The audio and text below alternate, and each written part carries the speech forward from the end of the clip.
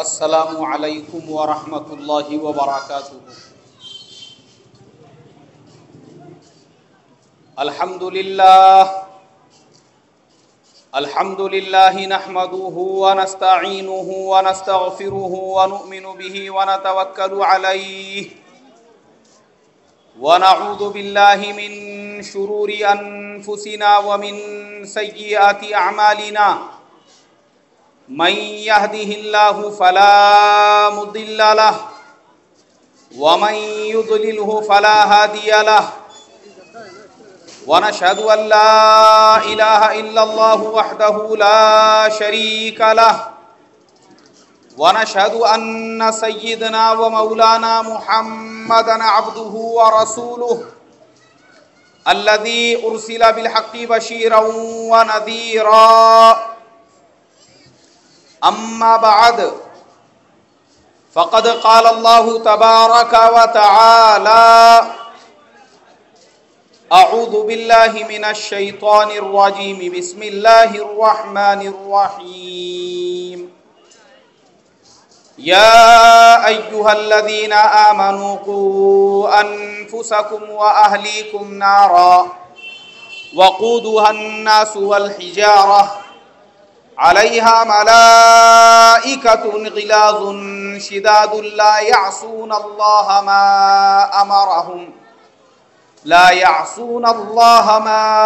أمرهم ويفعلون ما يؤمرون۔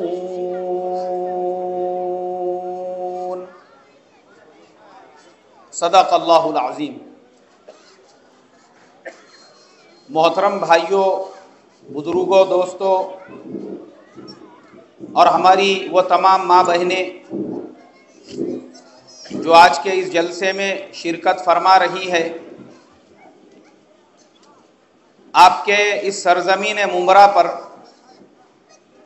اللہ تبارک و تعالی نے اصلاح معاشرہ کے عنوان سے حاضری کا موقع عطا فرمایا ہے۔ سب سے پہلے میں آپ کے محلہ کمیٹی کے ذمہ داروں کا شکریہ ادا کروں گا، خصوصاً حضرت مولانا طالب صاحب دامت برکاتہم۔ اللہ تبارک و تعالی نے ان کے اندر یہ فکر پیدا کی، محلے کے لوگوں کو ساتھ میں لے کر یہاں کے جو نوجوان ہیں اور جتنے بھی والنٹیئرز ان کے ساتھ میں جڑے ہوئے ہیں، انہوں نے اصلاح معاشرہ کے عنوان سے دعوت دی اور آپ کی اس سرزمین ممبرا پر پہنچنے کا موقع ملا۔ اللہ تبارک و تعالی آپ تمام کو جزائے خیر عطا فرمائے، خصوصاً ہمارے مولانا طالب صاحب کو اور ان کے تمام جتنے بھی والنٹیئرز اور ساتھ میں کام کرنے والے ہیں۔ محترم بزرگوں، اصلاح معاشرہ کسے کہتے ہیں اور اصلاح معاشرہ کی ضرورت آج ہم تمام کو کیوں ہے؟ سب سے پہلی چیز دیکھو، ہم تمام مسلمان ہیں، ایمان والے ہیں، اللہ تبارک و تعالیٰ کی ذات پر ہمارا ایمان ہے۔ اور ایمان کیا ہے؟ اسلام کیا ہے؟ اسلام زندگی گزارنے کا ایک نہج ہے۔ دنیا میں زندگی سب لوگ گزار رہے ہیں، تو جانوروں کی جو زندگی ہے اس میں اور انسان کی زندگی میں زمین آسمان کا فرق ہوتا ہے۔ انسانوں کی زندگی کیسے ہوتی ہے یہ ہم کو قرآن پاک کے ذریعے سے اللہ تبارک و تعالی نے اور نبی پاک کریم صلی اللہ علیہ وسلم نے اپنی سنتوں کے ذریعے سے سکھایا ہے کہ دیکھو، اگر ہمارے زندگی میں اللہ کا حکم ہوگا اور اس کے پیارے نبی کریم صلی اللہ علیہ وسلم کا طریقہ اور ان کی سنتیں ہوں گی، تو ہماری اور جو جانوروں کے طریقے کی زندگی گزارنے والی دنیا ہے ان میں فرق پیدا ہوگا۔ اس لیے کہ ہم صاحب ایمان ہیں، مسلمان ہیں، اور ہمارے سامنے صرف دنیا کے زندگی کا مقصد نہیں ہے، دنیا کے بعد ایک اور زندگی ہمارے سامنے ہے جسے آخرت کی زندگی کہا جاتا ہے۔ اور اللہ تبارک و تعالی نے قرآن پاک میں یہی ہم کو حکم دیا ہے کہ تم جو دنیا کے اندر زندگی گزارنے والے ہو، اس دنیا کی زندگی میں تم کو اپنے مرنے کے بعد کی جو زندگی ہے اس کی فکر کرنا ہے۔ اس لیے اپنے آپ کو بھی اور اپنے اہل و عیال کو بھی وہ جو جہنم کی آگ ہے جو ہزاروں سالوں سے دہک رہی ہے اس سے تم کو بچانا ہے۔ اب ہم کیسے بچائیں گے؟ میرے محترم بزرگوں، اسلام کیا ہے، دین کیا ہے؟ اسلام یا دین یہ گوشہ نشینی کا نام نہیں ہے۔ دنیا کے ماحول سے بالکل الگ تھلگ ہو کر انسان 24 گھنٹے بس تسبیح لے کر کہیں بیٹھا رہے، یہ نہیں ہے۔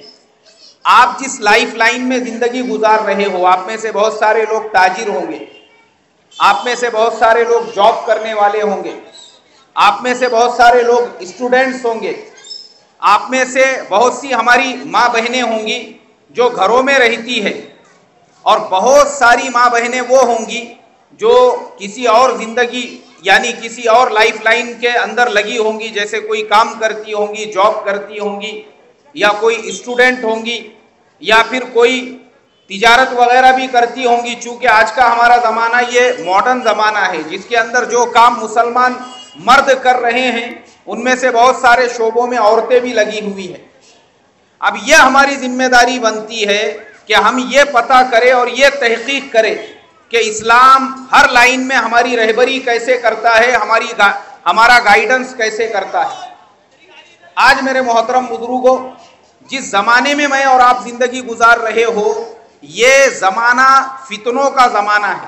سب سے پہلی چیز، اللہ کے پیارے نبی صلی اللہ علیہ وسلم نے قیامت کی جتنی علامتیں اور نشانیاں بتائی تھی وہ تمام آج میرے اور آپ کے زمانے میں رونما ہو چکی ہے، اور وہ تمام ہمارے زمانے میں پریکٹیکل ہمارے ساتھ میں چل رہی ہے، اور اسی دور میں ہم لوگ زندگی گزار رہے ہیں۔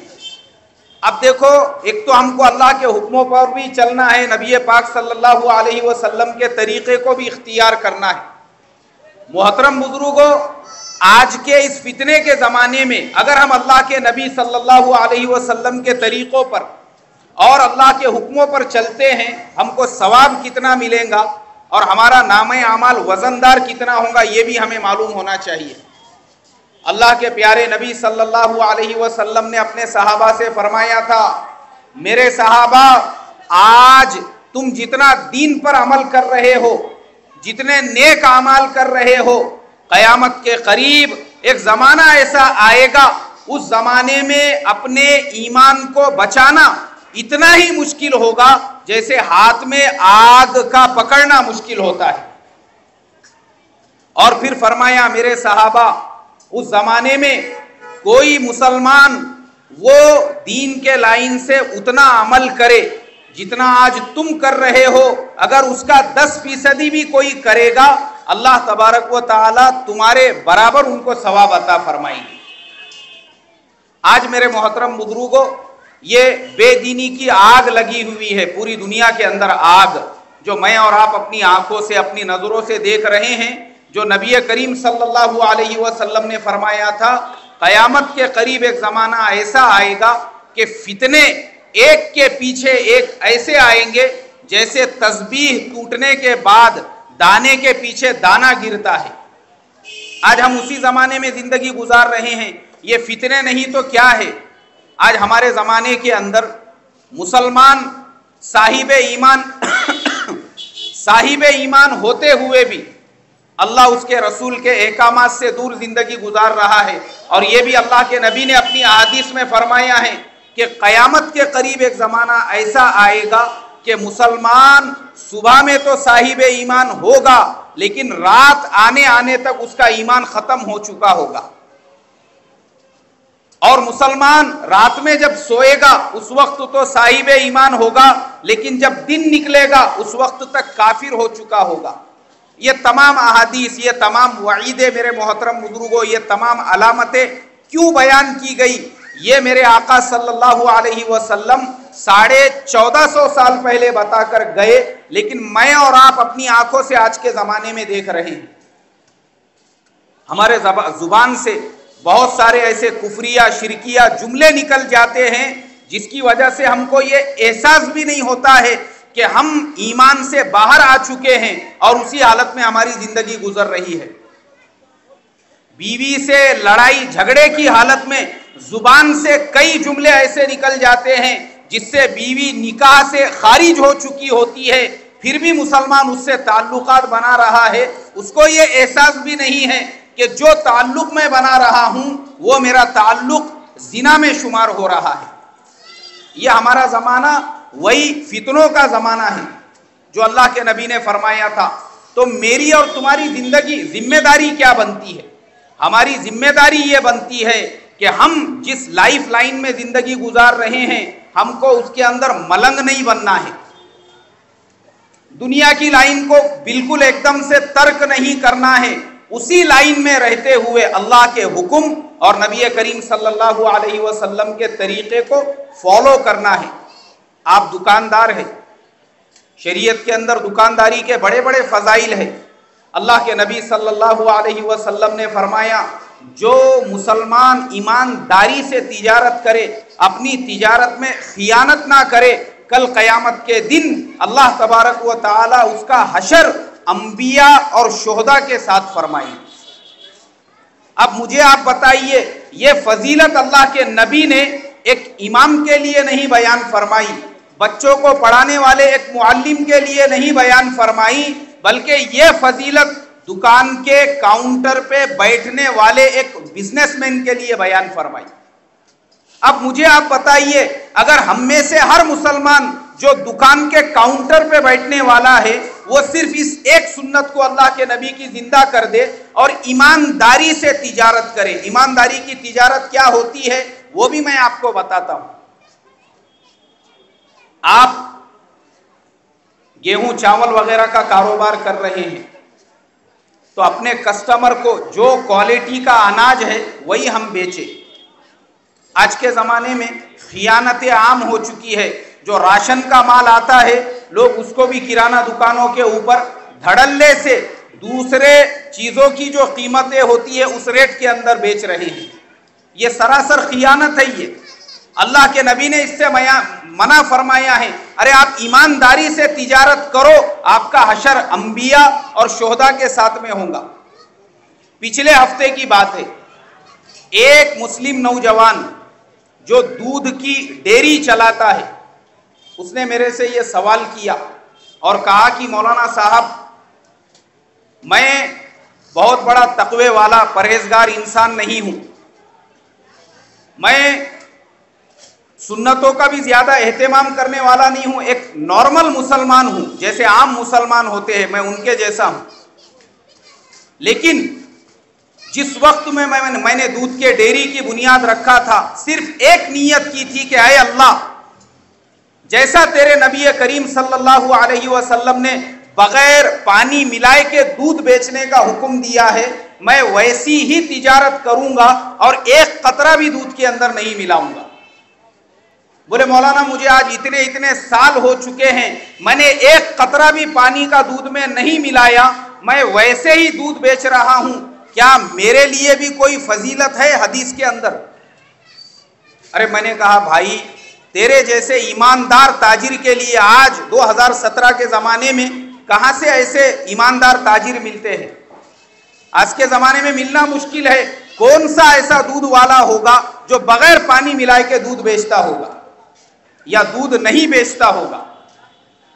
لیکن آپ کے جیسے نوجوان جو بغیر پانی ملائے کے دودھ صرف اس لیے بیچ رہے ہیں کہ میرا اللہ مجھ سے راضی ہو جائے، میں نے کہا تمہارے جیسے کے لیے اللہ کے نبی نے یہ فضیلت بیان کی کہ کل قیامت کے دن ایسے تاجر کا حشر انبیاء کے ساتھ میں ہوگا اور شہداء کے ساتھ میں ہوگا۔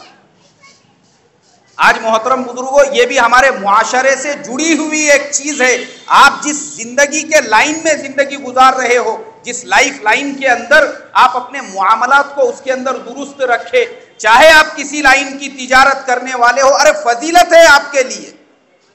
آپ میڈیکل اسٹور چلاتے ہیں، آج ہمارے زمانے میں خیانتیں عام ہو چکی ہے۔ گورنمنٹ ہاسپٹلوں کے اندر مفت میں ملنے والی جو دوائیں ہیں جس کی قیمت 300 200 250 روپے ہوتی ہے وہ ڈاکٹرز باہر میڈیکل اسٹور والوں کو بیچ دیتے ہیں اور ان کے ساتھ میں ان کا اپنا ٹائی اپ ہوتا ہے کہ بھائی پیشنٹ اگر آئے گا تو ہم اس کو پرسکرپشن لکھ کر دیں گے تو تم نے اس کو دوائی دینا، یہاں سے فری میں نہیں دیں گے۔ اب وہ بیچارہ ان کے پاس جا رہا ہے، وہ دوائیاں میڈیکل اسٹور پہ اگر بک رہی ہے یہ خیانت ہے۔ ایک مسلمان میڈیکل اسٹور والے نے اس کا بھی اہتمام کرنا چاہیے کہ میں دوائیں بھی بیچوں، اس میں بھی اللہ کا حکم اور حضور کا طریقہ ہے کہ جو ایکسپائر ہو چکی دوائیں ہیں میری شریعت مجھے اس کو بیچنے کی اجازت نہیں دیتی، نہیں بیچوں گا، میں مسلمان ہوں، میں صاحب ایمان ہوں۔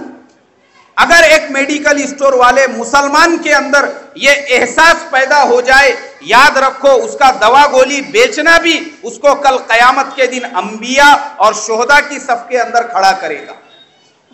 اب آپ جاب کرتے ہیں، نوکری کرتے ہیں، کسی کمپنی کے امپلائی ہے یا گورنمنٹ امپلائی ہے، یہاں پہ بھی اللہ کا حکم اور اس کے پیارے نبی صلی اللہ علیہ وسلم کا طریقہ آپ کو فالو کرنا ہے۔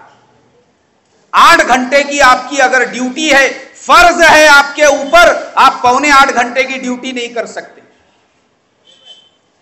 آپ رجسٹر کے اندر غلط نونی نہیں کر سکتے، آپ غلط سائن نہیں کر سکتے، اس میں ٹائمنگ کم زیادہ نہیں کر سکتے۔ اگر آپ ایسا کر رہے ہیں تو آپ خیانت کر رہے ہیں، وہ جو ملنے والی سیلری ہے وہ جائز نہیں ہے آپ کے لیے۔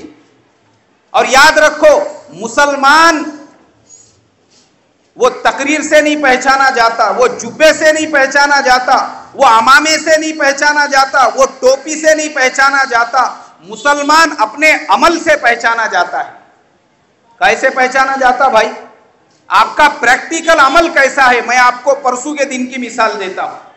ایک مسلم نوجوان، جمعہ کے دن کی بات ہے، میں مغرب بعد بچوں کو چھٹی دے کر چائے پینے کے لیے جاتا ہوں ہمارے ایک ساتھی کے ساتھ میں، وہ نوجوان بھی ملے اور کہنے لگے کہ مولانا میں نے اپنے کمپنی کے اندر جو ٹائمنگ ہوتا ہے، جو رولز ریگولیشنز ہوتے ہیں، ان کو صحیح ڈھنگ سے فالو کیا، پورا ٹائم دیا، جتنے پروجیکٹس مجھے ملے ہوئے تھے پورے ایمانداری سے کیا۔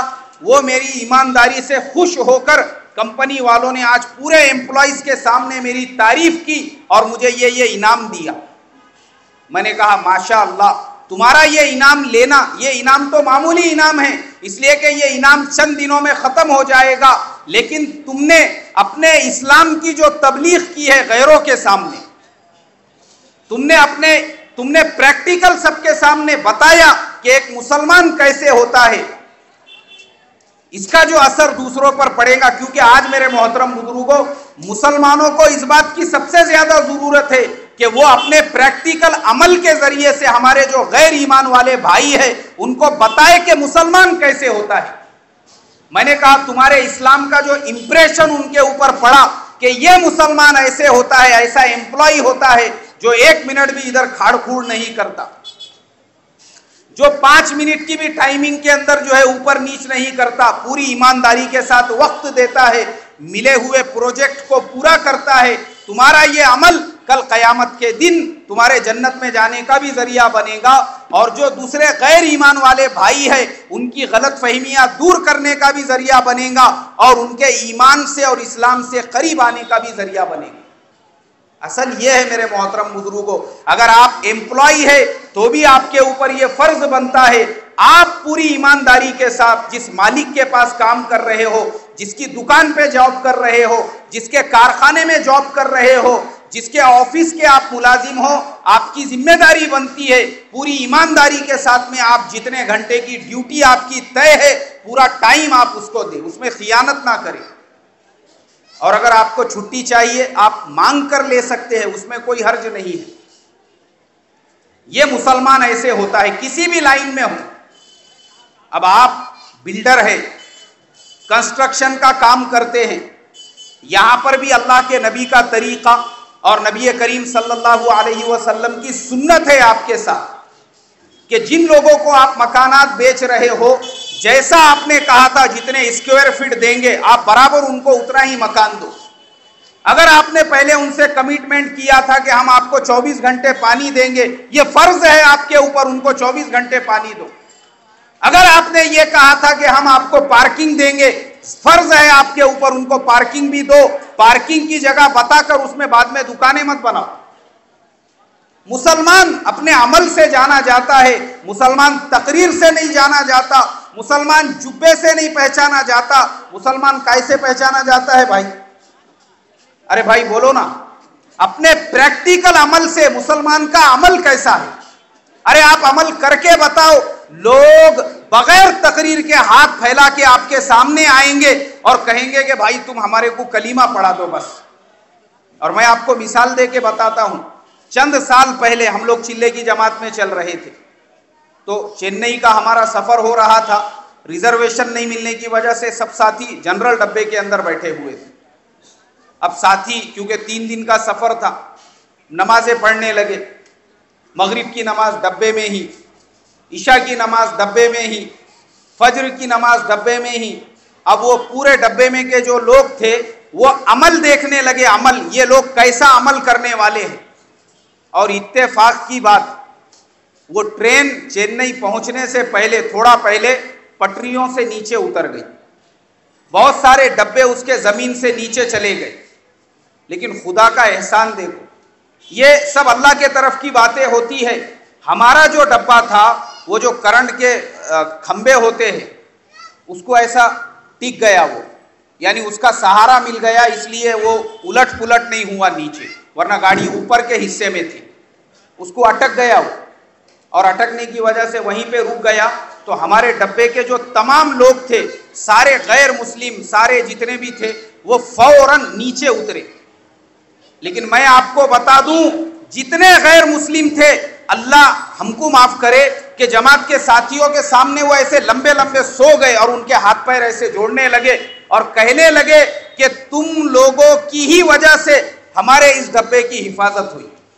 اگر تم لوگ ہمارے اس ڈبے میں نہیں ہوتے تو باقی ڈبوں کا جو حال ہوا, ہمارے ڈبے کا بھی وہی حال ہوتا. ہم نے ان کے سامنے تقریر نہیں کی. انہوں نے کسے دیکھا بھائی؟ مسلمان کے. بولو بھائی, عمل کو دیکھا, عمل کو. یہ مسلمان عمل کیسا کرنے والے ہیں. اس لیے محترم بزرگوں, ارے آپ کسی بھی لائن میں رہو, آپ اگر سافٹ ویئر انجینئر ہے تو اسلام اور شریعت وہاں پہ بھی آپ کے ساتھ میں ہے. ایمانداری سے اپنا کام کرو, خیانت مت کرو. یہ حکم ہے اسلام کا. آپ جاب کرنے والے ہو, آپ دکانداری کرنے والے ہو, آپ سینٹرل گورنمنٹ کے امپلائی ہو, آپ پرائیویٹ امپلائی ہو, آپ اسٹوڈنٹ اگر ہے تو وہاں پہ بھی شریعت آپ کے ساتھ میں ہے کہ آج ہمارا مسلمان اسٹوڈنٹ وہ کیسے ہونا چاہیے. ہمارا مسلم اسٹوڈنٹ وہ کالج کے اندر اپنے نظروں کی حفاظت کرنے والا ہو. غیر مسلموں کے ساتھ میں بھی اور مسلمانوں کے ساتھ میں بھی, ارے اس کے اخلاق کو دیکھ کر لوگوں نے ایمان میں داخل ہونا چاہیے. اور میں آپ کو مثالیں دے کر بتاتا ہوں, سینکڑوں مسلمان اسٹوڈنٹس ایسے ہیں جنہوں نے کالجوں کے اندر میڈیکل کی ڈگریاں لی, LLB کی ڈگریاں لی, انجینئرنگ کی ڈگریاں لی, لیکن وہ مسلم نوجوانوں نے اپنے عصمت کی, اپنے عفت کی, اپنے اقدار کی حفاظتیں کی. اللہ تبارک و تعالیٰ نے ان کے نمونے کو دوسروں کے ایمان میں داخل ہونے کا نمونہ بنایا. ہمارا مسلم نوجوان ایسے ہونا چاہیے.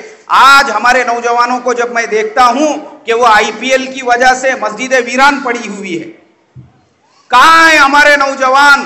تو ہمارا کوئی نوجوان RCB کا دیوانہ ہے, کوئی مسلم نوجوان وہ KKR کا دیوانہ ہے, کوئی مسلم نوجوان وہ گجرات کا دیوانہ ہے, کوئی ممبئی کا دیوانے بنے ہوئے ہیں. حالانکہ ان کی دیوانگی نہ دنیا میں کام آنے والی ہے اور نہ ہی آخرت میں, نہ دنیا کی کامیابی ہے نہ آخرت کی. لیکن بلا وجہ, یعنی جسے لایانی کہا جاتا ہے, آج کے زمانے میں اگر کسی کو لایانی سمجھنا ہے, نہ جس سے دین کا فائدہ ہے نہ دنیا کا فائدہ ہے, اس کی موٹی مثال یہ IPL ہمارے نظروں کے سامنے ہے.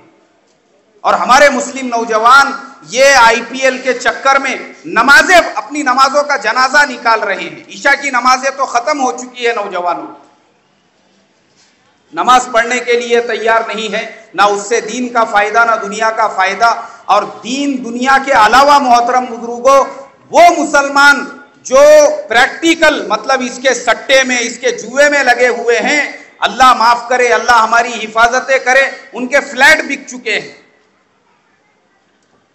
دکانیں بک چکی ہے. آپ کو معلوم ہونا چاہیے یہ IPL کیا ہے, یہ سٹا بازار ہے. سٹا بازار کیا ہے بھائی؟ یہ کائے کے لیے کھیلا جاتا ہے. اس میں اربوں خربوں روپیوں کا جو الا ڈھال ہوتا ہے, کھلاڑیوں کو اتنا مہنگا مہنگا جو خریدا جاتا, کائے کے لیے؟ ان کا فائدہ کیا ہے اس کے اندر؟ روزانہ اربوں خربوں روپیوں کا سٹا اور جوا اس کے اوپر کھیلا جا رہا ہے. اور اللہ ہم کو معاف کرے, हमारे मुस्लिम समाज के लोग भी, हमारे नौजवान भी, जो एक तो वो मैच के दीवाने हैं जो नमाजों का जनाजा निकाल रहे हैं, और दूसरी तरफ वो भी है जो इसके अंदर प्रैक्टिकल यानी जुए और सट्टे के अंदर लगे हुए हैं। और जुए और सट्टे की वजह से नुकसानात मैं आपको बताता हूं। चंद दिनों पहले की बात है, मैं एक जगह से जो है सफर से वापस आ रहा था, तो बस स्टैंड के ऊपर मैं उतरा। रिक्शे वाले से मैंने कहा कि भाई फलाने जगह पर जाना है, तो वो रिक्शे वाले ने कहा इतने दूर हम लोग नहीं जाते, इसलिए मैं थोड़ा बाहर निकला, बड़े रोड के ऊपर आया। एक रिक्शा उधर से आ रहा था, मैंने उसको हाथ बताया। अब वो रिक्शे वाला रुक गया, तो उसकी सूरत देखते ही मैंने कहा भाई साहब मैं आपको पहचानता हूं। तो उसने कहा मैं भी आपको पहचानता हूं, आप नूर मस्जिद के इमाम साहब। मैंने कहा जी हाँ, बैठो बैठो। बोले मैं फुला हूं, फुलाने का बेटा। अरे मैंने कहा अरे भाई तुम तो करोड़पति घराने से ताल्लुक रखते थे, तुम्हारे वालिद साहब के पास तो 8-10 गाड़ियां थी, ड्राइवर थे, माशाअल्लाह तुम्हारा तो बेहतरीन कारोबार पूरा सेट हुआ था, ये क्या हालात बन गए। मैं बोला तुमको रिक्शा चलाना पड़ रहा है जबकि लोग तुम्हारे लिए गाड़ियां चलाते थे। अरे बोले यार मौलाना क्या बोलने का भी तुम्हारे को, वो वालिद साहब का हमारे इंतकाल हो गया, और जो प्रॉपर्टीज थी, मीरास जो थी, वो सारे भाइयों में तकसीम हो गई। मेरे हिस्से में भी 2-3 गाड़ियां आई, जमीन आई, मकान आया, तमाम चीजें आ गई। वो आने के बाद में मैं दोस्तों के चक्कर में पड़ गया। दोस्तों ने मुझे आईपीएल के नात को लगा दिए, और आईपीएल के चक्कर में पड़ने के बाद में रोजाना जो मुझे यानी जो मुझे जो है हौसला दिलाने वाले लोग थे, मेरी झूठी तारीफ करने वाले लोग थे, वो रोजाना मुझे ये कहते अरे लगाओ आज ये टीम के ऊपर, आज तो तुम जीतने वाले हो। और वो चक्कर में मैंने 1 लाख, 2 लाख, 5 लाख, यहां तक के जो मेरा रहता मकान था वो भी बिक गया, तमाम गाड़ियां बिक गई। फिलहाल मेरी हालत ये है, मैं खुद कर्जे के अंदर हूं, और ये कि रिक्शा चला के मैं अपने कर्जे भी अदा कर रहा हूं और घर का खर्चा भी चला रहा हूं। आज मेरे मोहतरम बुजुर्गों, ये हमारी अब जिम्मेदारी बनती है, यहाँ पे जो उलामा बैठे हैं, हमारे जो अइम्मा बैठे हैं, ये कौम को इसकी बुराइयां बयान करे, बताए हमारी कौम को, उम्मत को कि ये आईपीएल असल में क्या है जिसके हम लोग दीवाने बने हुए हैं।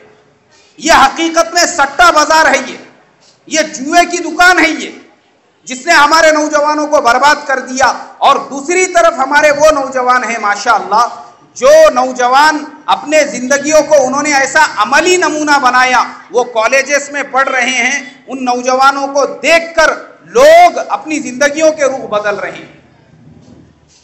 वो नौजवानों को देखकर बहुत सारे गैर ईमान वाले वो इस्लाम में और ईमान में दाखिल हो रहे हैं कि मुसलमान तो ऐसा होता है। आज जरूरत इस बात की है, और माँ बाप इसके जिम्मेदार हैं।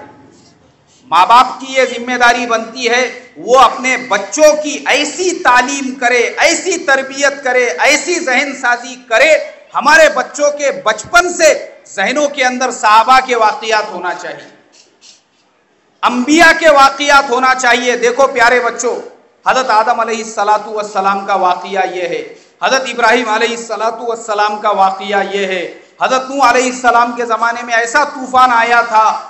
देखो हज़रत ईसा अलैहिस्सलातु वस्सलाम ने ऐसी मेहनत की है, और हमारे प्यारे आका सल्लल्लाहु अलैहि वसल्लम से पहले अरब के ये हालात थे, फिर मक्के में जब आपकी विलादत हुई तो ये हालात थे, आपने मक्के में ऐसी मेहनत की, फिर ताइफ का सफ़र किया, फिर मदीने की, ये तमाम वाक़ियात और बातें हमारे नस्लों के सामने आना चाहिए। आज हमारे बच्चे क्यों बागी बनते जा रहे हैं, क्यों इस्लाम से मुनहरिफ हो रहे हैं, आज क्यों मुल्हिदाना ज़हन उनका बन रहा है, उसके जिम्मेदार मैं और आप हैं। आज हमने अपने बच्चों को साइंस का एक्सपर्ट बना दिया, आज हमने अपने बच्चों को ज्योमेट्री का एक्सपर्ट बना दिया, आज हमने अपने बच्चों को फिजिक्स और केमिस्ट्री का एक्सपर्ट बना दिया, हमने बायोलॉजी की क्लासेस उसकी लगा दी। लेकिन अपने दिल पे हाथ रखे ये बोलो कि किसने आज तक अपने बेटे को सामने बिठाकर नबियों के वाक़ियात सुनाए? अरे सुनाए क्या भाई कभी हमने? क्यों ہم کو معلوم ہے نبیوں کے واقعات میں کیا ملنے والا ہے. اگر کیمسٹری میں اچھے مارکس آئیں گے تو پرسنٹیج بڑھے گا, بایولوجی میں اچھے مارکس آئے تو پرسنٹیج بڑھے گا, آگے چل کے یہ MBBS ڈاکٹر بن سکتا ہے.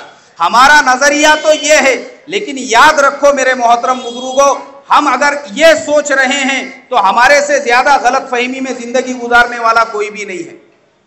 اللہ نے کامیابیاں ڈگریوں میں نہیں رکھی ہے. ایک بات یاد رکھو آپ, کامیابیاں پرسنٹیج کے اوپر نہیں رکھی ہے. اللہ تبارک و تعالی نے کامیابی اپنے خزانوں میں رکھی ہے. کہاں پر رکھی ہے بھائی؟ اور میں نہیں کہہ رہا ہوں, قرآن میں فرمایا وَفِي السَّمَاءِ رِزْقُكُمْ وَمَا تُوعَدُونَ, جس روزی کا وعدہ ہم نے تم سے لیا ہے وہ زمینوں میں نہیں ہے, وہ ڈگریوں میں نہیں ہے. وہ کہاں پر ہے بھائی؟ آسمانوں میں ہے, اللہ کے خزانوں میں ہے. اور میں آپ کو بتاتا ہوں, اگر آپ بولے تو ہاتھ پکڑ کے ایسے سینکڑوں نوجوان آپ کو ملیں گے جنہوں نے دین کے ساتھ میں کالجز کی تعلیم حاصل کی. ماشاءاللہ اللہ کے راستوں میں بھی نکلتے رہے, ماشاءاللہ چہروں پہ داڑیاں بھی رکھی, ماشاءاللہ سروں پہ ٹوپیاں بھی پہنی. انہوں نے اپنی کلاسز کے لیے اپنی نمازوں کو قربان نہیں کیا. ہاں, نمازوں کے لیے کلاسز کو ضرور قربان کیا, نہیں ضرورت نہیں ہے کلاسز کی. آج ہمارے زمانے میں یہ جو ہمارے بچے بگڑ رہے ہیں اور راہ راست سے جو بھٹک رہے ہیں, ہم اس کے ذمہ دار ہیں. ہم اپنے بچوں کو مکتبوں سے ہٹا کر ان کے ٹیوشن کے سلسلے میں نہیں بولے مغرب بعد ہمارے بچے کا ٹیوشن ہے. ہمارے پاس میں بھی مکتب چلتا ہے, بہت سارے بچے پڑھنے کے لیے آتے ہیں. لیکن جب میں دیکھتا ہوں کہ ایک 5 سال کے 7 سال کے بچے کو ماں باپ 6 مہینے کے بعد مکتب سے اس کا نام نکال دیتے ہیں. والد صاحب سے ملے, ارے بھائی تمہارا بچہ تو اتنا چھوٹا ہے, ابھی تو فرسٹ میں ہے, سیکنڈ میں ہے, آپ نے مکتب سے کیوں نام نکال دیا؟ ارے مولانا وہ انگلش کی کلاس لگائے ہم نے ہمارے بچے کی. اچھا, پہلی میں اور دوسری میں وہ کیا انگلش سیکھنے والا ہے؟ نہیں وہ لگائے, بولے اس کی والدہ کا تقاضا تھا بچوں کو بچپن سے انگریزی کی کلاس لگاؤ, مکتب میں جا کے کیا ملنے والا ہے؟ انا للہ و انا الیہ راجعون. یہ نظریہ ہم مسلمانوں کا بن چکا ہے. لیکن میں آپ کو بتاتا ہوں, ارے روزی اللہ دینے والے ہیں. بڑے بڑے کانوینٹ اسکولوں میں جن نوجوانوں نے گریجویشن کی ڈگریاں لی, وہ کمپنیوں کے گیٹ کے باہر ٹھوکرے کھاتے آج پھر رہے ہیں انٹرویو دیتے ہوئے. اور وہ نوجوان جنہوں نے کسی کانوینٹ اسکول سے ڈگریاں نہیں لی, دین کے ساتھ کبھی نماز فوت نہیں کی, مکتب کی تعلیم کی قربانی نہیں دی, وہ بھی کالجز میں پڑھے, لیکن اللہ تبارک و تعالی نے ان کے گھروں پر جابز کے اپلیکیشن فارم پہنچائے, اپوائنٹمنٹ لیٹر پہنچائے, کمپنیاں ان کے گھروں پہ آئی. اور میں آپ کو مثالیں دے کے بتاتا ہوں. ایک نوجوان میرے اپنے گاؤں کا, وہ میرے سے ایک دم خصوصی تعلق لگاؤ, اس کے والد صاحب تو بیچارے انگوٹا چھاپ تھے لیکن اپنا چھوٹا موٹا کاروبار کرتے تھے. لیکن وہ جو نوجوان تھا وہ ماشاءاللہ مہینے کے 3 دن بھی لگانے والا اور ملاقاتیں بھی کرنے والا, دین کے کام میں بھی لگا ہوا, لیکن پڑھائی کے اندر بھی قربانی دے کے اس نے پڑھا. ایک کلاس بھی اس نے لگایا نہیں. اس نے MSc کے اندر پہلے نمبر سے, BSc پہلے نمبر سے کامیاب کیا, اس کے بعد MSc پہلے نمبر سے کامیاب کیا, اور MSc پہلے نمبر سے کامیاب کرنے کے بعد اس نے M.Ed کی ڈگری لی, ڈپلوما کمپلیٹ کیا, ماسٹر آف ایجوکیشن. میں اس بات کا گواہ ہوں, ہمارے ضلع کے ضلع پریشد کا جو ضلع ادھیکش ہوتا ہے اس نے وہ نوجوان کے سامنے پرپوزل رکھا. بولے بھائی پرائیویٹ کالج والے تو تجھے 1-1 لاکھ کی سیلری پہ سر آنکھوں پہ لے کر جائیں گے, مگر تو گورنمنٹ کالج میں اگر پڑھائے گا تو سماج کا بھی فائدہ ہوگا اور غریب بچوں کا جو پرائیویٹ کالجوں میں نہیں پڑھ سکتے ان کا بھی فائدہ ہوگا. گورنمنٹ کی جاب لے کر اس کے چوکھٹ پہ کھڑا ہوا ہے, تجھے اپلیکیشن دینے کی ضرورت نہیں, ہم پہلے ہی تیرے پاس نوکری لے کر آئے ہیں کہ بابا تو تیرے جیسے لوگوں کی ہم کو ضرورت ہے. ایسے صلاحیت مند لوگ ہم کو آج مل نہیں رہے ہیں. اور ماشاءاللہ وہ داڑھی والا نوجوان, پیجامے کرتے والا نوجوان, میں آپ کو بتا رہا ہوں وجہ یہ ہے میرے محترم بزرگوں, جو نظریہ ہمارا بنا ہے, مائنڈ ہمارا بنا ہے کہ ہمارا بچہ مکتب چھڑا کے اگر ہم وہ بچے کی کلاسز لگائیں گے یہ سوچ کر کے اس کو کامیابی ملیں گی یا وہ بچے کا رزلٹ اچھا آئے گا یا پرسنٹیج زیادہ آئے گا، سوائے ہمارے عقلوں کے اندھے پن کے کچھ بھی نہیں ہے۔ ارے کچھ نہیں ہے یہ۔ میں اور بھی آپ کو مثالیں دے سکتا ہوں، ایسے بچے جنہوں نے 12ویں کے اندر 50% لیا تھا، وہ نامور کالجوں کے اندر ان کو گریجویشن میں ایڈمیشن مل گیا، اور وہ بچے جن کے ماں باپ نے 7ویں 8ویں سے کلاسز لگا کر 12ویں میں ان کا 85 اور 90% دلایا، وہ بچے ٹھوکرے کھاتے پھر رہے ہیں ایڈمیشن کے واسطے۔ کس کا نظام ہے بھائی یہ؟ ارے بھائی کس کا نظام ہے؟ اللہ کا نظام ہے۔ یقین ہونا چاہیے مسلمان کا، ہم تعلیم کے خلاف نہیں ہیں، ہم تو یہ چاہتے ہیں کہ ہمارے آج کے مسلم نوجوان ڈاکٹر بھی بنے، انجینئر بھی بنے، وکیل بھی بنے، ایڈوکیٹ بھی بنے، اور ہمارے نوجوان وہ آگے بڑھے تعلیم کے اندر۔ اور میں آپ کو اور ایک مثال دیتا ہوں، مجھے اور ایک بات یاد آئی۔ میرے اپنے ضلع کا ایک بچہ جس کا نام انصار شیخ ہے، اگر آپ گوگل میں ڈالیں گے تو پورا ڈیٹیل آئے گا اس کا سامنے۔ ہندوستان کے تاریخ میں وہ پہلا نوجوان جو صرف 22 سال کی عمر میں کلیکٹر بن گیا۔ کتنے سال کی عمر میں بھائی؟ 22 سال کی عمر میں۔ اس نے کوئی کلاسز نہیں لگائی، ہوٹل کے اندر پوچھا مار مار کے اپنا 10ویں کا امتحان پاس کیا، 12ویں کا امتحان پاس کیا۔ اللہ تبارک و تعالیٰ نے اس بچے کو ہندوستان کے تاریخ کا سب سے کم عمر کلیکٹر بنایا۔ UPSC کے ایگزام میں فرسٹ رینک سے وہ نوجوان پاس ہوا۔ ارے بھائی مجھے آپ بتائیے نا، اس کے علاوہ ایک ضلع کے بچے کی میں کارگزاری پڑھ رہا تھا، وہ نوجوان نے رکشہ چلا کر LLB کمپلیٹ کیا، رکشہ چلا کر وہ نوجوان نے جج کا ایگزام دیا۔ آپ کو سن کے حیرت ہوگی، 15 دن پہلے کی نیوز ہے، جج کے امتحان میں وہ بچہ پاس ہو گیا۔ رکشہ چلانے والا بچہ، مسلمان کا بچہ، اور وہ بچہ ماشاءاللہ صورت آپ دیکھیں گے تو لگے گا کسی مسجد کا امام صاحب ہے، لگے گا حافظ صاحب ہے، مفتی صاحب، عالم صاحب، ماشاءاللہ چہرے پہ اللہ کے نبی کا نور، سر کے اوپر ٹوپی، سنت لباس، کوئی کلاس لگایا نہیں وہ نوجوان نے، لیکن کس کے امتحان میں پاس ہوا بھائی؟ جج کے امتحان کے اندر کامیاب ہوا وہ مسلم بچہ۔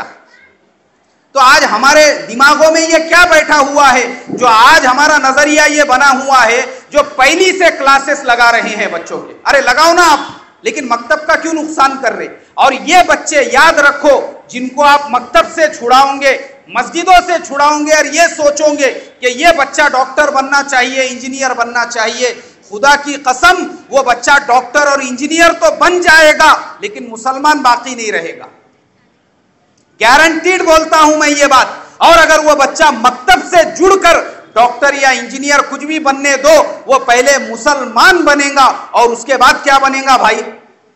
یا تو ڈاکٹر بنے گا یا انجینئر بنے گا۔ اور اگر ایسا ہی بنے گا، یاد رکھو وہ کل کو کسی برہمن لڑکی کا ہاتھ پکڑ کے آپ کے سامنے آئے گا، کسی غیر مسلم بچی کا ہاتھ پکڑ کے آئے گا اور کہیں گا کہ ابا جان میں آپ کے لیے بغیر پریشانی کی بہو لے کر آیا ہوں۔ اب ایک طرف ابا جان گھر کے اندر جو ہے مصلی بچھا کے تسبیح پڑھ رہے ہیں، اور دوسرے کونے کے اندر بہو صبح کے اندر جو ہے بھجن کیرتن کے اندر لگی ہوئی ہے۔ ایک ہی گھر کے اندر دونوں ہو رہے ہیں۔ یہ میرے محترم بزرگوں معاشرے کا حال ہو چکا ہے۔ یاد رکھو میرے محترم بزرگوں، آج آپ لوگ محسوس بھی نہیں کر سکتے، مسلم نوجوانوں کو اسلام سے ہٹانے کے لیے، ملحد بنانے کے لیے کیسی سازشیں ہو رہی ہے، کیسی کوششیں ہو رہی ہے، کیسی محنتیں ہو رہی ہے، ہم اس کا اندازہ نہیں لگا سکتے۔ کالج ہے تو کالجوں میں کالج کے لائن سے، کارپوریٹ انڈسٹریز ہے وہاں پہ اس کے ہر لائن سے مسلم نوجوانوں کو کس طرح سے کیپچر کیا جائے، جو ہائر ایجوکیٹڈ ہے ایسے نوجوانوں کو کیسے اپنا شکار بنایا جائے، باطل پوری طرح سے اس کی محنت میں لگا ہوا ہے۔ اور اگر ہم اپنے بچوں کو مکتبوں سے چھڑا کر، مدرسوں سے چھڑا کر خالص ان کو ڈاکٹر اور انجینئر بنانا چاہیں گے، یاد رکھو ہمارے بچے ان کا شکار بننے والے ہیں۔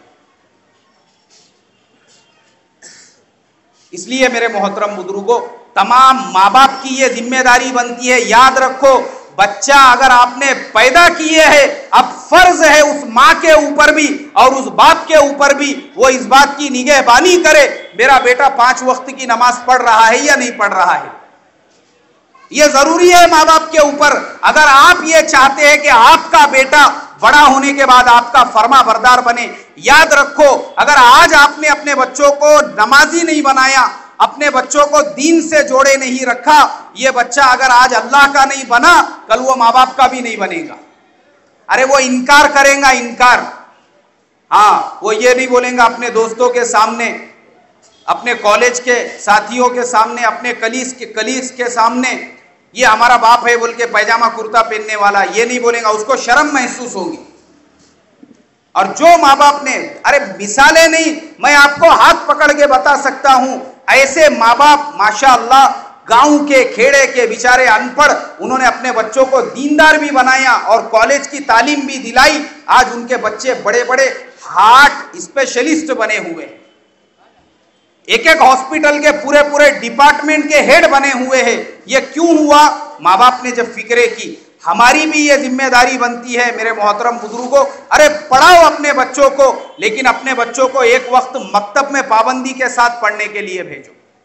مکتب مت چھڑاؤ ان کا، چاہے آپ کا بچہ عمر میں بڑا ہو جاوے تب بھی اس کے تعلق کو مکتب سے جوڑے رکھو. اور گرمی کی چھٹیاں اگر ہو جاتی ہے اس بچے کو اللہ کے راستے میں بھیجو.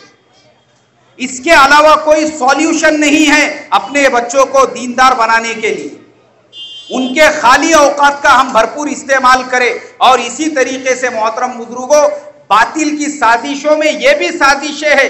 اگر ہمارا بچہ مسجد سے ٹوٹ گیا، آج باطل کی ایسی پلاننگ چل رہی ہے ان بچوں کو نشے کا عادی بنایا جائے. مسلم علاقوں کے اندر، مسلم محلوں کے اندر خاص طور پر یہ محنتیں ہو رہی ہے. یاد رکھو آپ کا بچہ مسجد سے جڑا ہے، مکتب سے جڑا ہے، وہ بچہ آپ کا محفوظ رہے گا. اور جو یہاں پہ مکتب کے پڑھانے والے اساتذہ ہے، جو معلمین بیٹھے ہیں یا مکاتب کے ذمہ دار ہیں، ان سے بھی میں یہ کہوں گا کہ بچوں کو خالی قرات کا ایکسپرٹ مت بناؤ اللہ کے واسطے. بچوں کو خالی نعت نظم پڑھنے والا مت بناؤ. بچوں کے خالی قاعدے کے سبق پر اور کتابوں کے سبق پر ہی فوکس مت کرو. روزانہ 15 منٹ وہ بچوں کی ذہن سازی کا بھی کام کرو. روزانہ 10 منٹ کم سے کم ان بچوں کو نبیوں کے واقعات سناؤ، ان کو اللہ والوں کے واقعات سناؤ، ان کو بزرگان دین کے واقعات سناؤ، ان کو نماز کی ترغیب دو. اور ہم یہ کر رہے ہیں. ہمارے مکتب میں جو بچہ پابندی سے نماز پڑھتا ہے ہر مہینے ہم اس کو 50 روپے انعام دیتے. جو بچہ 24 گھنٹے سر پر ٹوپی رکھتا ہے ہر مہینے ویسے بچے کو 50 روپے انعام دیتے ہیں. جو لڑکی 24 گھنٹے سر ڈھکا ہوا رکھتی ہے وہ لڑکی کو ہر مہینے 50 روپے انعام دیتے ہیں. اور 400 بچوں میں سے ہر مہینے کم سے کم 150 بچے ایسے ہوتے ہیں جن کو 50 روپے انعام دیا جاتا ہے. اور یہ کس کا کام ہے؟ یہ محلے کے ذمہ داروں کا کام ہے. ہمارے یہاں پہ ایک صاحب نے ذمہ داری لے لی، اللہ نے ان کو استطاعت دی، اللہ نے ان کو ویسا مال دیا. ہم نے ان کے سامنے تقاضا رکھا، انہوں نے کہا کوئی حرج نہیں ہے، میں خرچ کر سکتا ہوں. اور وہ اللہ کا بندہ، اللہ اس کے کمائی میں اور جان مال میں برکت عطا فرمائے. ہر مہینے مکتب کے اوپر تقریباً 15 سے 20 ہزار روپے وہ اس طریقے سے خرچ کرتے رہتے ہیں. تو یہ ذمہ داری وہ محلے کے کمیٹی والوں کی ہے، وہ مسجد کے ذمہ داروں کی ہے، یا وہ محلے کے رہنے والے ایسے نوجوانوں کی ہے یا ایسے ساتھیوں کی ہے جو خود مل کر ایک اپنے چند دوست مل کر مکتب چلانے والے ذمہ دار سے یہ کہے کہ آپ ہمارے بچوں کو سنبھالو. یہ بچوں کو بھی 24 گھنٹے ٹوپی پہننے کا عادی بناؤ، یہ بیٹیوں کو بھی 24 گھنٹے اسکارف سر پہ رکھنے کا عادی بناؤ. آپ کو جو مدد لگتی ہے وہ ہم کرنے کے لیے تیار ہے، ہم بھی اپنے بچوں کو انعام دیں گے. اور یہ میں نہیں بتا رہا ہوں، یہ نبوی طریقہ ہے جو اللہ کے پیارے نبی صلی اللہ علیہ وسلم نے فرمایا. 7 سال کی عمر ہو جائے تو بچوں کو نماز کا حکم دو، اور 10 سال کے ہونے کے بعد اگر نماز نہیں پڑھتے ہیں تو مار کر نمازی بناؤ. تو میں نے ایک اللہ والوں کے بیان میں سنا تھا، انہوں نے اس کا طریقہ بتایا تھا کہ 7 سال کی عمر میں بچوں کو نماز کا حکم کیسے دیں گے. تو انہوں نے کہا تھا، بولے دیکھو جو چھوٹے بچے ہیں ان کو انعام دو، 7 سال کے ہونے کے بعد کہ جو بچے نماز پڑھیں گے ان کو انعام ملے گا، اور جتنا تم بچوں کو انعام کا کہو گے اتنا زیادہ بچے نماز کے لیے آئیں گے۔ میں آپ کو بتا دوں، میرے مسجد کے اندر ہمارے مکتب کے چھوٹے چھوٹے بچے 4 سال 5 سال 6 سال کے چھوٹے چھوٹے بچے وہ بڑی عمر والوں سے زیادہ تعداد میں ہر نماز کے اندر آتے ہیں۔ کیوں؟ یہ نبوی طریقہ ہے، ہمارے بزرگوں کا بتایا ہوا طریقہ ہے کہ چھوٹے بچوں کو انعام کا ماں کا کام ہے، ماں اپنے بچے کو بجائے مارنے کے۔ آج ہماری مائیں کیسی تربیت کرتی ہے، ان کو لگتا ہے کہ یہ آج کے زمانے کے بھی بچے جو ہے وہ ہمارے پرانے زمانے کے چراغوں کے زمانے کے بچے ہیں، کیا معلوم۔ اے نماز کو جا رہے، دیکھ نماز کو نہیں گیا نا، وہ چپل سے ماروں گی، لکڑی سے ماروں گی، چل جا نماز کو، نماز کا ٹائم ہو گیا ہے۔ یہ آج کے ہمارے ماؤں کا طریقہ ہے۔ ارے ہمارے خالہ جان، آپا جان، جو بہنیں ہماری بیان سن رہی ہے، ان سے کہوں گا یہ 2017 کی مخلوق ہے، اینڈرائیڈ موبائل استعمال کرنے والی۔ یہ چراغوں کے زمانے کے بچے نہیں ہیں۔ ان بچوں کو آپ بجائے جھڑکیاں دینے کے، بجائے مار کا ڈر بتانے کے، ارے آپ ان کو انعام کا لالچ دو کہ بیٹا نماز کو چلے جا، دیکھ تو نماز کو گیا نا، میں تجھے چاکلیٹ انعام میں دوں گی یا یہ انعام میں دوں گی۔ پیار سے، محبت سے اپنے بچوں کو کنونس کرے ہم نماز کے لیے، ان کو موٹیویٹ کرے نمازوں کے لیے، سمجھائے اس طریقے سے۔ ارے کیسے آپ کے بچے آپ کی بات کو نہیں سنیں گے؟ بالکل سنیں گے۔ یہ ماؤں کی ذمہ داریاں ہیں، اور وہی مائیں اپنے بچوں کو، اپنی بیٹیوں کو بھی نمازی بنائیں، اپنی بیٹیوں کو بھی نماز کی اسی طریقے سے ترغیب دے کہ بیٹیاں بھی ان کی نمازی بنے اور بیٹے بھی۔ آج میرے محترم بزرگوں، یہ ہمارے مسلم سماج کے اندر جو بے دینی کی آگ لگی ہے، بیٹیاں جو باغی بنتی جا رہی ہے، اس کی ذمہ دار آج کی مائیں ہیں۔ بیٹیاں ماؤں کا سننے کے لیے تیار نہیں ہیں۔ وہ بیٹیوں کے ہاتھ میں بھی بڑے بڑے موبائل آ چکے ہیں، بیٹوں کے ہاتھ میں بھی بڑے بڑے موبائل آ چکے ہیں۔ بیٹیوں کے بگڑنے کی اصلی وجہ ان کے ماں باپ ہے، اور ماؤں کی سب سے بڑی ذمہ داری ہے۔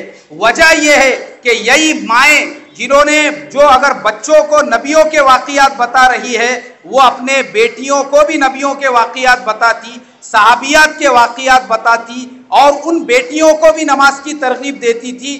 یاد رکھو، ان کی بیٹی وہ نمونہ بنتی تھی۔ بیٹی کیا بنتی تھی بھائی؟ نمونہ بنتی تھی۔ میں آپ کو ایسی کئی مثالیں دے کر بتاتا ہوں کہ آج اسلام وہ واحد مذہب ہے جو پورے تیزی کے ساتھ یورپ کے ملکوں میں پھیل رہا ہے، امریکہ کے ملکوں میں پھیل رہا ہے۔ جو یورپ، جو امریکہ کا فیشن آج کے مسلمان اختیار کر رہے ہیں، ارے کبھی یوٹیوب کے اوپر ڈال کر دیکھو نا آپ، وہ یوٹیوب خالی آپ کو نیوز پڑھنے کے لیے نہیں ہے، وہ یوٹیوب خالی جنگل کی خبریں دیکھنے کے لیے نہیں ہے۔ کبھی اس کے اوپر یہ بھی تو ڈالو کنورٹڈ مسلمین بول کے، یا کنورٹڈ ان اسلام ڈالو اس کے اوپر، اور دیکھو آپ کو پوری لسٹ ملیں گی ان عورتوں کی جو امریکہ کی رہنے والی، جو آکسفورڈ کی پڑھنے والی، جو کیمبرج کی پڑھنے والی، لیکن اللہ تبارک و تعالیٰ نے اسلام کی حقانیت کو جب ان کے دلوں کے اندر ڈال دیا، آج وہ عورتیں، ان کے ہاتھوں کی انگلیاں بھی نظر نہیں آئیں گی۔ ہماری بیٹیاں جوان ہونے کے باوجود بغیر پردے کے، بغیر برقعے کے کیوں گھوم رہی ہے روڈوں پہ، راستوں پہ، اپنے کالج کے لڑکوں سے باتیں کر رہی ہے؟ اس کی جڑ اور بنیاد گھر کا ماحول ہے، اور ماؤں کے تربیت نہیں کرنے کی وجہ سے۔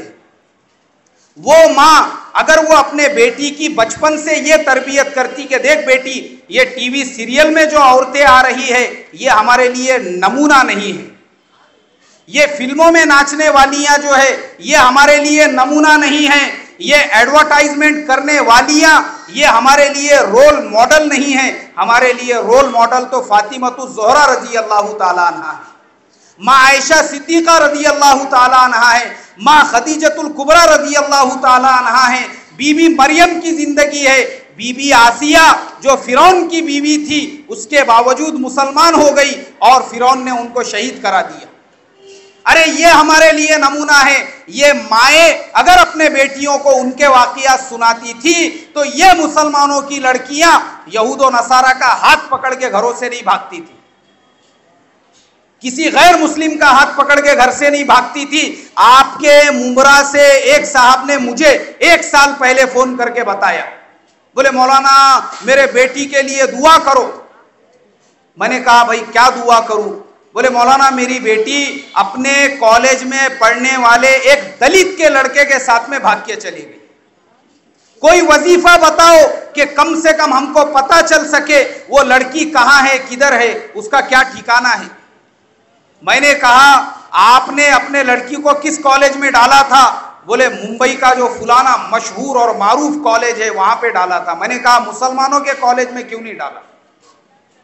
آپ کی بیٹی حجاب پہنتی تھی؟ بولے نہیں حجاب تو نہیں پہنتی تھی. میں نے کہا جب آپ نے اس کو حرام کے اوپر کھڑا کیا, جب آپ نے اس کو حجاب کا عادی نہیں بنایا, ارے عادی غیر مسلم تو تم نے اس کو بنا دیا تھا. اب جو بسی کسی کسر تھی وہ اس نے پوری کر دی, رو کے کیا فائدہ؟ ایسے بھاگنے والوں کے لیے ہمارے پاس اب وظیفہ, ہم کیا کوئی اللہ تعالیٰ نے ہمارے پاس کوئی ایسا عمل نہیں دیا ہے کہ ہم آپ کو بتا دیں اور آپ کو پتا چلے. کوئی فائدہ نہیں. جب تربیت کرنے کی تھی اپنے بیٹی کی صحیح تربیت کرتے, آج خون کے آنسو رونے کی ضرورت نہیں پڑتی تھی. یاد رکھو میرے مسلمان بھائیوں, مسلمان لڑکیوں پہ محنت کرنے کے لیے, مسلمانوں کی بہن بیٹیوں کو جال میں پھنسا کر ان کو کفار اور مشرکین بنانے کے لیے باضابطہ پورے جو ہے سوشل میڈیا کے ذریعے سے, پرنٹ میڈیا کے ذریعے سے, اور آج کل کے جو نیوز, آج کل کی جو ویب سائٹ ہے فیس بک کے اوپر فیک آئیڈیا بنا کر, مسلم لڑکوں کے ناموں سے بنا کر مسلمانوں کی بہن بیٹیوں کو بہکایا جا رہا ہے, جالوں میں پھنسایا جا رہا ہے اور ان کو کفر اور شرک کے دلدل میں ڈالا جا رہا ہے. ارے بے ہوش ہے ہم.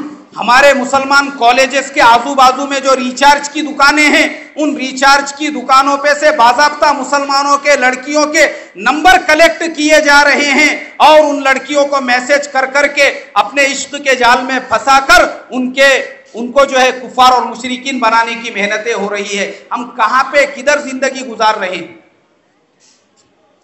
یہ ذمہ داری ہے ہماری, اپنے بیٹیوں کو بتائے, چوکنا کرائے ہم اپنے بیٹیوں کو, کالج میں پڑھنے والے بیٹیوں کو, اسکول میں پڑھنے والی بیٹیوں کو حتی الامکان کوشش یہ کرے کہ آپ کی بیٹی موبائل فون گھر کے اوپر رکھے. حتی الامکان کوشش کرے یہ موبائل کے جراثیم سے ان کو بچائے. کریں گے بھائی اس کی فکر اور کوشش. دیکھو وقت کا تقاضا ہے, چونکہ گورنمنٹ رول کے حساب سے 11 بجے کے پہلے بات ختم کرنا یہ ضروری ہے اور 11:15 بج رہے ہیں, اس لیے میں یہ نہیں چاہتا ہوں کہ میری بات اتنی لمبی ہو جس کی وجہ سے کیا کہیں گے اسے, قانونی اعتبار سے یا سسٹم کے حساب سے جو ہے آپ کو بھی تکلیف ہو, مجھے بھی تکلیف ہو. بس اسی پر میں اپنی بات کو ختم کرتا ہوں. لیکن آپ تمام لوگوں سے یہ کہوں گا, آپ تمام لوگ ہمارے اصلاح معاشرہ سے جڑے رہے. اسی طریقے سے یوٹیوب کے اوپر بھی ہمارے اصلاح معاشرہ کا اکاؤنٹ ہے, آپ اس میں مولانا اکبر ہاشمی ڈالیں گے تو ہمارے تمام بیانات آپ کو وہاں پہ آ جائیں گے. الگ الگ ٹاپک, الگ الگ عنوان, نکاح پہ, سیرت کے اور تفسیر کے تمام اس کے اندر موجود ہے. آپ خود بھی سنیں, اپنی اولادوں کو بھی سنائیں, اور بہت سارے ہمارے جو بڑے بزرگان دین اللہ والے ہیں ان کے بھی بیانات آپ کو ملیں گے. آپ ان سے بھی استفادہ کریں, ان سے بھی فائدہ حاصل کریں. اللہ مجھے آپ کو کہنے سننے سے زیادہ عمل کی توفیق عطا فرمائے.